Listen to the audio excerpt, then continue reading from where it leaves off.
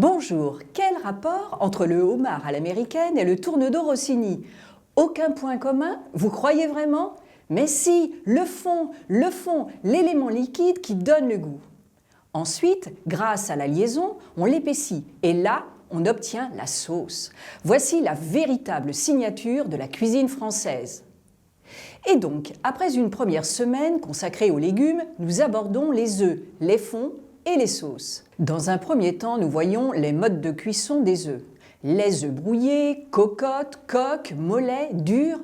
Puis on passe à la réalisation d'une omelette. Pour cela, deux choses importantes, le coup de main et la cuisson. Ça y est, on touche le fond.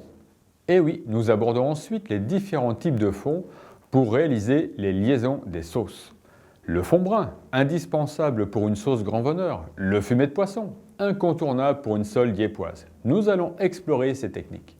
Vous apprendrez ensuite à clarifier les œufs ou à clarifier le beurre. Clarifier, un même terme, mais deux techniques très différentes. Puis nous réalisons les sauces froides comme la vinaigrette. Au choix, une vinaigrette avec de l'huile d'olive ou une vinaigrette montée, mais toujours la même règle. Une dose d'acidité pour 3 doses d'huile. Vous apprendrez aussi à ne jamais rater une mayonnaise. La mayonnaise, une autre sauce froide émulsionnée, est stable. Arrive le tour des sauces chaudes. Nous vous présentons le roux blond. Vous l'utiliserez par exemple pour la fricassée de volaille que nous verrons en fin de semaine prochaine. On s'arrêtera sur la béchamel, indispensable au gratin et au soufflé. Puis la sauce hollandaise qui accompagne si bien les poissons pochés. Le secret est de bien maîtriser la semi-coagulation des jaunes d'œufs.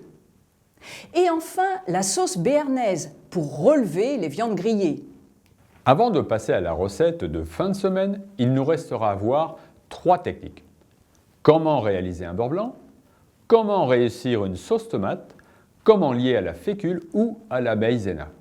Pour terminer cette semaine, je vous propose de retourner au centre AFPA de Rennes, en Bretagne, dans nos cuisines d'apprentissage, où un stagiaire va réaliser la recette de l'œuf poché à la bourguignonne. Cette recette permet d'utiliser plusieurs techniques apprises lors de cette deuxième semaine. Le but est que vous réalisiez à votre tour, dans votre cuisine, cette recette. On y va? Alors c'est parti!